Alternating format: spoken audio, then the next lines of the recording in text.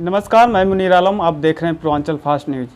आज हम बैठे हैं कोपागंज में, जहां पे हमारे पास मौजूद हैं डॉक्टर संतोष कुमार पांडे जी, जो भारतीय स्वदेव पार्टी के राष्ट्रीय महासचिव हैं। इनसे हम कुछ मुद्दे पे बात करेंगे। अभी देखा गया कि 2 दिन पहले यशस्वी प्रधानमंत्री जी रात में सोकर उठते हैं सुबह में, और सुबह उठते ही कैमरे के सामने आकर कहते हैं कि मुझसे कहीं ना कहीं भूल हो गई, जो मैं अपने देश के किसान को समझा ना सका, और मैं उनसे क्षमा मांगते हुए, माफ़ी मांगते हुए उनसे माफ़ी मांगता हूं कि मैं अपने तीनों कृषि कानून वापस लेता हूं। और देखा गया कि 2 दिन, एक दिन जैसे बिता नहीं, उन्हीं के पार्टी के मंत्री, सांसद लोग कहने लगे कि ये बिल फिर से वापस आएगा। कहां तक ये सत्य है? और ऐसा तो नहीं कहीं कि किसान को लुभाने के लिए, जैसे देखा जा रहा है कुछ दिनों बाद 5 राज्यों में चुनाव आने वाला है, ऐसा तो उनके मन में डर भय नहीं हो गया कि हमारी सीटें कहीं नहीं चली जाए? इस वजह को लेकर किसानों को, जनता को लुभाने के लिए बस जैसे भी देखा गया कुछ दिन पहले, उनके काफ़ी वादे झूठे साबित होते हुए नज़र आए। ये भी कहीं वादे तो झूठे साबित नहीं नज़र आएंगे। आइए हम इसी मुद्दे पर बात करते हैं, कहाँ तक ये सत्य है। देखिए, अभी आप जितना बोले इसमें बहुत प्रश्न बनते हैं जी। पहला तो ये है कि प्रधानमंत्री जी अचानक आते हैं और कहते हैं कि मैं क्षमा चाहूँगा कि मैं समझा नहीं पाया। मैं आज तक नहीं समझ पाया समझाना क्या चाहते थे। जी। अगर समझ की बात होती तो किसान क्यों नहीं समझते? आज 15 महीने से किसान दिल्ली के बॉर्डर बैठा हुआ है। जी। आपके तमाम मंत्री लगे थे, कृषि मंत्री लगातार लगे थे, और वो समझा नहीं पाए। वो सच्चाई ये था कि वो समझाने की कोशिश ये कर रहे थे कि तुम आतंकवादी हो। भाई, जब तुम किसान को ये समझाओगे कि तुम खालिस्तानी हो, तुम पाकिस्तानी हो, तुम टुकड़े टुकड़े में गैंग हो, आप तो समझा ही रहे थे, तो कैसे उम्मीद रखते कि कृषि कानून समझा रहे थे आप? और आपने एक बार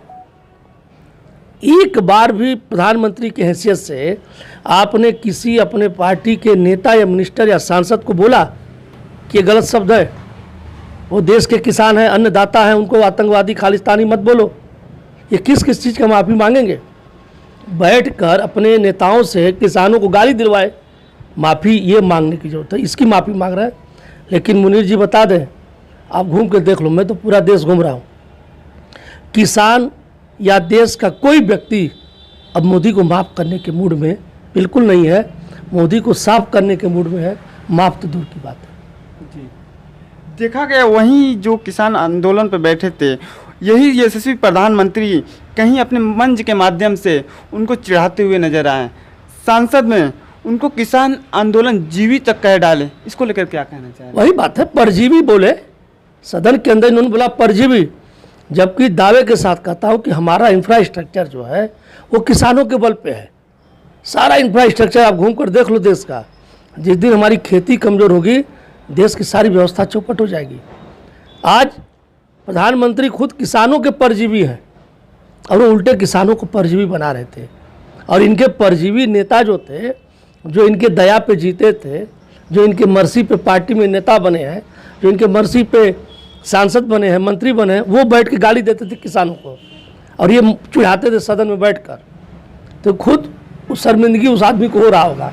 उस समय के वीडियो में तो देखूंगा, खुजवा रहा हूँ वीडियो, सब जितना कुछ इनके नेताओं ने बोला है वो सब दिखाया जाएगा घूम घूम के। देखा जा रहा है जैसे यही जब बिल पास हुआ था, तो इनके मंत्री और इनके सांसदों ने कह रहा था, इनकी खूबियाँ बिल के गिना रहे थे कि ये फ़ायदा है, वो फ़ायदा है। जैसे प्रधानमंत्री नरेंद्र मोदी जी ने ये बिल वापस लिया, अब उसके भी खूबियाँ गिनाने लगे। इसको लेकर क्या कहना चाह रहे हैं? खूबी थी नहीं तो खूबियाँ क्या गिनाएंगे?